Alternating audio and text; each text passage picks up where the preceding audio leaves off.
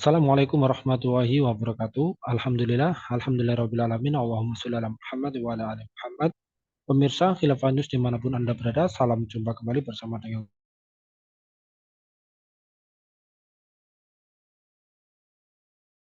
Yusuf Rahman di program Kabar Petang. Beberapa menit ke depan kami akan menemani Anda mencermati dan menelaah berita paling menarik dan paling populer hari ini bersama narasumber yang kompeten di bidangnya dan tentunya dari sudut pandang Islam. Baiklah pemirsa, inilah Kabar Petang selengkapnya.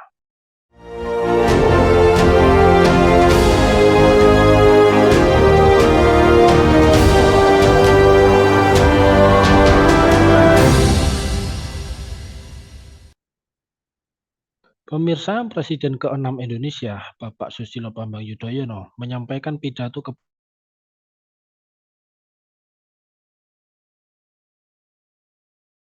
Taman Ismail Marzuki, Jakarta. SBY menyinggung soal ciri-ciri manusia Indonesia yang dikutip dari buku karya Mukhtar Lubis.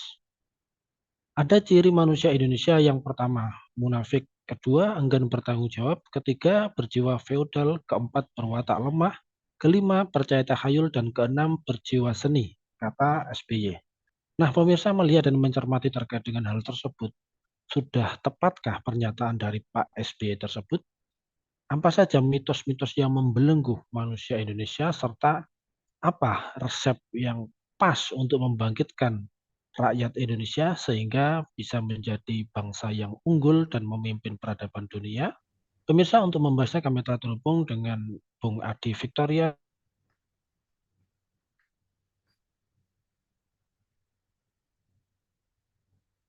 Geopolitical Institute. Kita sapa dulu. Assalamualaikum warahmatullahi wabarakatuh, Bung Adi. Waalaikumsalam warahmatullahi wabarakatuh, Bung Ajis. Alhamdulillah, gimana kabarnya? Alhamdulillah sehat, Bung. Alhamdulillah. Gimana, sehat?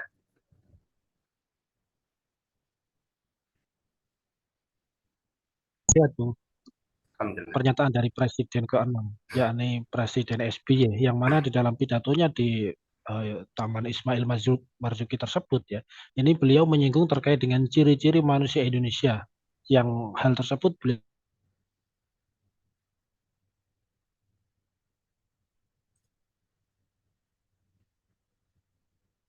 dari salah satu buku yang beliau menggambarkan manusia Indonesia memiliki 6 watak, yakni pertama munafik, kemudian enggan bertanggung jawab, berjiwa feodal, percaya tahayul, berkarakter lemah, serta memiliki jiwa seni yang cukup baik.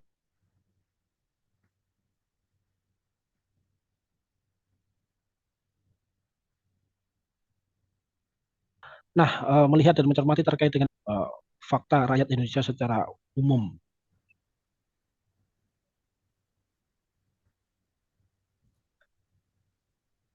Iya,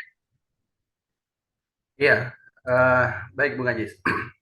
Ya, jadi menarik sekali memang apa yang disampaikan oleh SBY ya, Susilo Bambang Yudhoyono, Presiden RI yang ke-6, terkait memvisualisasikan masyarakat Indonesia. Jadi kemudian beliau memvisualisasikan bahwa masyarakat Indonesia itu memiliki 6 watak ya. Tadi dikatakan watak sebagai karakter yang munafik, kemudian enggan bertanggung jawab ya, kemudian berjiwa feodal, kemudian percaya kepada masalah tahayul, memiliki karakter yang lemah, dan kemudian tadi memiliki jiwa seni seperti itu.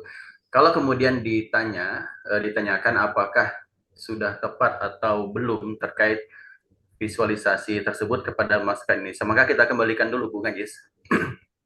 Kembalikan dulu kepada kapan sebenarnya visualisasi itu dibuatkan seperti itu sebenarnya. Nah, kalau kemudian kita lihat bahwa ini kan disampaikan tadi bahwasannya ini terdapat dalam buku yang dibuat oleh Mukhtar Lubis seperti itu tahun 1977. Berarti sudah 46 tahun ya, sudah berlalu seperti itu. Artinya kemudian bahwa berarti untuk di bawah 46 tahun yang lalu, atau istilahnya dari tahun 1977 ke bawah, artinya Mukhtar Lubis itu telah mengcapture ya, telah mengcapture masyarakat Indonesia, yang kemudian dibuat simpulan tadi itu ya, dibuat simpulan yang dikatakan tadi, apakah kemudian seperti itu. Nah, bagaimana kemudian dengan dari tahun 1977 sampai dengan sekarang kan seperti itu sebenarnya pertanyaannya. Apakah kemudian karakter seperti itu masih relevan dengan kita atau tidak, atau seperti apa. Nah, maka sebenarnya yang kita lakukan adalah kita harus melihat terkait dengan kondisi atau realitas kondisi masyarakat sekarang seperti itu. Apakah masyarakat kita ini, masyarakat Indonesia ini masih berwatak sebagaimana disampaikan tadi itu, masih kemudian dimiliki watak yang munafik, kemudian enggan bertanggung jawab, berjiwa feodal, ya, kemudian percaya kepada tahayul, memiliki karakter yang lemah, bahkan kemudian enggan bertanggung jawab tadi itu, dan juga memiliki jiwa seni seperti itu. Maka untuk menjawabnya, kalau menurut saya, tentu kita bisa menggunakan akal sehat kita, Bung Ajis. Ya, menggunakan akal sehat kita untuk menilainya seperti itu. Bagaimana fakta atau kondisi yang ada sekarang? Ya, misalnya kalau kita urai terkait dengan masalah hal pertama berwatak munafik tadi itu. Ya, maka munafik itu kan kalau kita gunakan definisi secara umum, itu kan penisbatan kepada seseorang yang ketika dia berbicara maka ia berdusta. Betul Bang Ajis ya? Ketika seorang itu berbicara, dia akan berdusta. Kemudian kalau seorang itu berjanji, maka ia akan mengingkari. Kalau kemudian seorang itu diberikan amanah, maka itu akan mengkhianati terkait dengan amanah tersebut. Itulah kemudian yang disebut dengan orang yang berwatak karakter daripada munafik tadi itu. Nah, maka tinggal dilihat saja. Misalnya kalau soal masyarakat atau rakyat kita, ya, masyarakat Indonesia seperti itu, lihat saja kita, ya, atau kemudian wakil-wakil rakyat yang mengaku sebagai wakil rakyat seperti itu, yang katanya duduk di kursi dewan sebagai wakil rakyat yang mewakili masyarakat, mewakili rakyat seperti itu. Apakah sudah benar-benar menjalankan amanah sebagai wakil, mohon maaf, menjalankan amanah sebagai wakil rakyat, atau malah menjadi wakil dari istilahnya kepentingan elit, ya, atau kelompok tertentu, gitu kan? Nah, ini yang perlu kemudian masyarakat itu menilai dengan akal sehatnya, apakah sudah terjadi seperti itu? Apakah telah menjalankan amanah dengan baik atau tidak? Salah satunya masalah amanah berkaitan dengan pengelolaan uang atau uang tadi itu. Ya, apakah malah kemudian melakukan praktek korupsi atau tidak seperti itu? Jika masih sering terjadi kasus korupsi yang dilakukan oleh mereka, baik itu oleh sifatnya oleh anggota dewan, ya, kemudian oleh para penguasa yang diberikan amanah dalam mengatur urusan rakyat, berarti memang belum bisa berlaku amanah. Nah, berarti masih bisa belum berlaku amanah seperti itu. Ini kan masyarakat bisa menilai, Bung Ajis.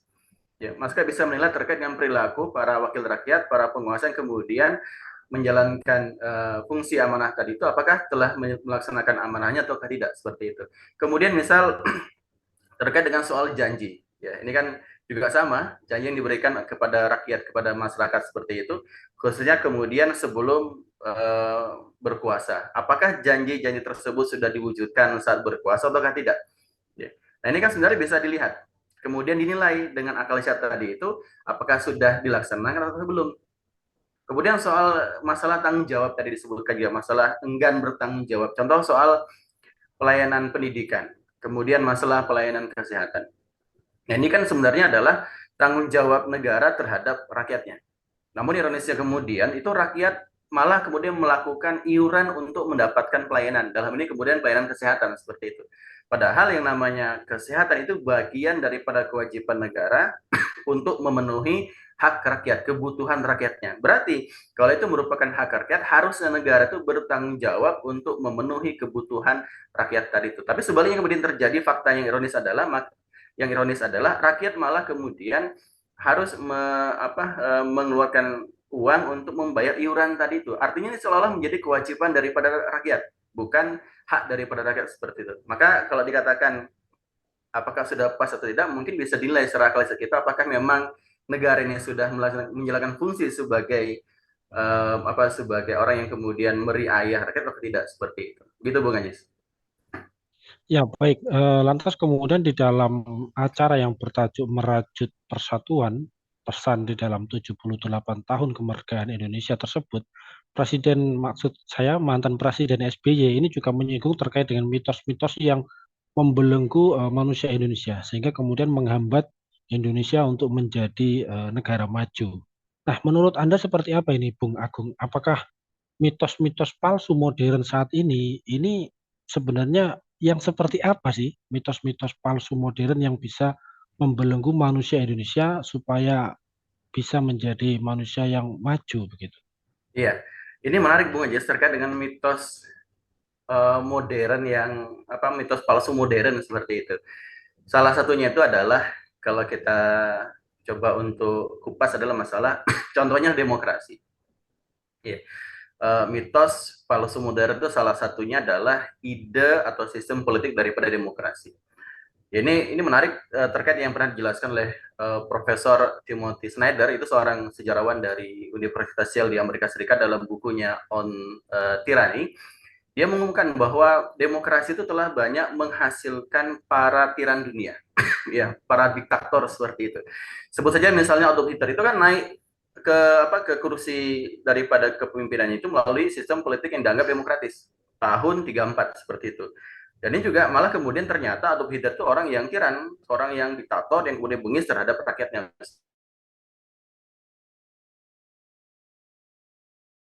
seperti itu.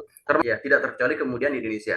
Karena ciri utama dari seorang tiran itu menurut Snyder itu adalah anti kritik, ya. Jadi kalau kemudian pemimpin itu sifatnya anti kritik, maka itu bagian daripada pemimpin yang itu terkategori tiran tadi itu. Jadi mereka itu istilahnya membungkam suara yang dianggap berseberangan dengan mereka, anti kritik.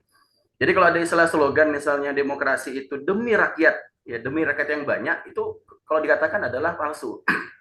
Mitos demokrasi mitos modern yang palsu seperti, karena bertolak belakang, ironis. Yang tadinya katanya adalah bahwa demokrasi itu oleh rakyat untuk rakyat, tapi kemudian faktanya kemudian itu tidak berlaku bagi mereka.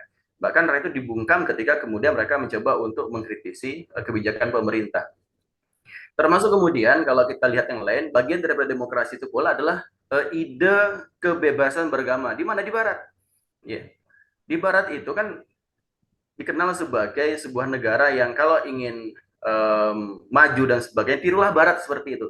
Ya, kebebasan di Barat. Tapi faktanya kemudian Islam di sana tersudutkan. Ya, buktinya masalah larangan dulu mendirikan masjid, ya. Kemudian larangan memakai kerudung, larangan memakai cadar dan sebagainya. Padahal mereka mengatakan bahwasanya kebebasan beragama itu di Barat begitu di apa diutamakan seperti itu. Yang diklaim seperti itu, faktanya kemudian ternyata hipokrit.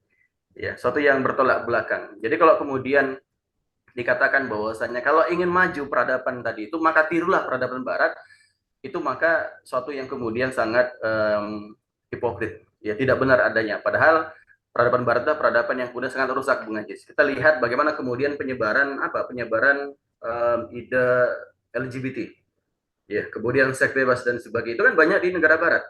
Ya kemudian coba untuk dibawa ke negeri timur istilahnya seperti itu. Padahal perilaku itu perilaku yang kemudian tidak hanya menyimpang, tapi juga perilaku yang merusak daripada kehidupan berbangsa dan bernegara tadi itu. Jadi itu salah satu yang sifatnya mitos modern palsu. Yang tadi itu, yang pertama misalnya masa demokrasi, kemudian tirulah peradaban Barat kalau ingin maju sebuah negara seperti itu. Itu contoh sedikit terkait dengan mitos palsu modern, Bung Ajis.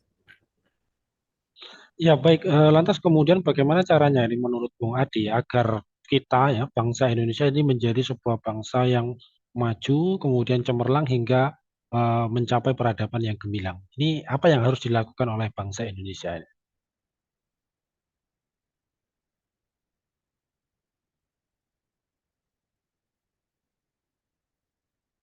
Ya, mohon maaf.